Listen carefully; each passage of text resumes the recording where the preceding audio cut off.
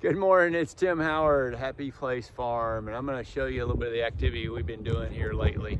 It's almost springtime and we've been really busy actually setting up for our garden this year. And one thing that I did this year was actually build a greenhouse. So I'm super excited how well this turned out, how easy it was to build, and the results that we've already had for this winter. We did some early planting, and so I'll take you a quick tour of it. In case you're interested in building a greenhouse, this is a super simple way to do it and very inexpensive. And so a couple of key components that we used. I did some quail fly pens like this, and I thought, well, why wouldn't this work for a greenhouse? And it worked really great. So you'll see I basically got 4 PVC pipes. These are 1.5 inch pipes by 20 foot long. And then what I did was I just took and drove T-posts down into the ground, and I cut them in half so that they were about 3-4 foot. Drove it down into the ground, and then just took my PVC pipe and just put it right over the top of it, and then bent the PVC all the other side, drove another one down, and then just literally slid it down. As long as it's sticking up above the ground about a foot, maybe 14, 18 inches, that pipe will actually fit down in there, and it's super secure. I mean, I can't push on this thing, especially because I put a little bit extra wood inside that ties all of those together, and then put a little bit of a structure around. Like you'll see this door, we actually had an old door that came out of a 1900s house. We had this thing laying around, it just happened to fit perfectly for this. I'm like, okay, let's have an old door. And so I built just a little bit of a structure around this, and literally just tied it directly into the PVC. So I screwed it into the PVC, and it worked fantastic. Now, down here at the bottom, I do have a 2x6 that runs around the outside of this as a foundation to kind of tie off of. So that certainly helped the structure itself. So let's come on inside and you'll see what else I did. Now, again, I've got a railing that runs across the top, just a 1x4, but it's enough to create enough structure on this. Let's see if I can get a picture of that. Just a structure that if I push on it, this whole thing is one nice solid structure.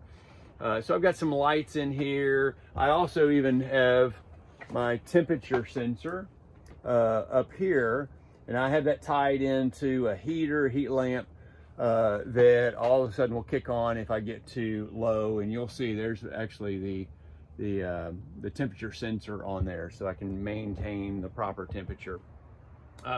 And so I've got a little bit of structure 1x4s that go around that I can tie my plastic into. On the back, I've got just basically T structure back there that also provides some additional stability. And then you'll see what I used to put the plastic up is this little, what they call the railing, plastic railing, and this goes back and forth within this little railing. And that way, it keeps it extremely tight, but you can remove it. So for instance, during the winter, I'm gonna totally seal this thing off, and it's gonna create its own little environment in here. It'll actually get very humid and kind of like a terrarium. It'll hold all that moisture in here, hold the heat in here, and so it'll really make your plants flourish. But in the summer, I take off the lower area, which will allow the airflow to come through. And that way, it then becomes a little bit more of a shaded area. I went with a single tarp over the whole top, and I think I'm 16 foot long by, I think I went 16 by 16 in order to create this top cover.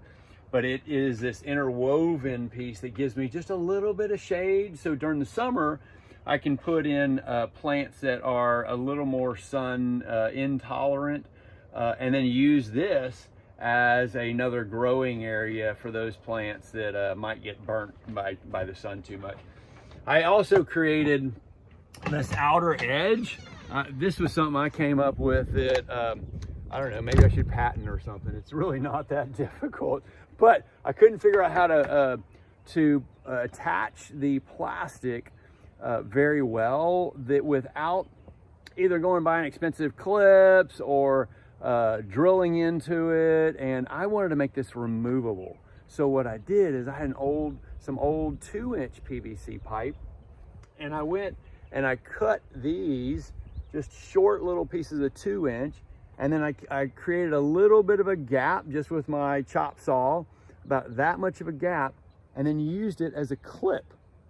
And I just basically came across and I clipped all the way around this thing, and it worked fantastic. It is super solid, but during the summer, again, I can remove all of this plastic because I also have used my little interwoven holders. So now I can create a nice throughput through that. So it's been fantastic, and I am super excited with how well this has grown, and we're ready to start planting as of today. I'll do a real quick let you view on some of the progress that we're already making. I've got everything from my lettuce to Brussels sprouts to okra, banana peppers, broccoli, sweet peppers, asparagus, beets. What are these guys? Cucumbers. Those are yellow squash, pink-eyed peas, jalapenos, and spinach. And then I've got all my berries that are about ready to go into the ground. And then on the other side, I've got a whole bunch of flowers that we have also done. And then all my tomatoes are over here.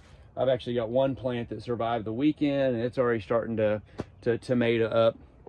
And so, and then I've got my herb garden that's up here. It's an herb wall. So I've got a whole bunch of different types of herbs that are going to come out on that. And so anyway, it's been a really fun project. We're looking forward to a great spring harvest that's coming up. And I hope in some way this helps you if you're going down this path to create some kind of a greenhouse. Anyway, thanks so much. Talk to y'all soon.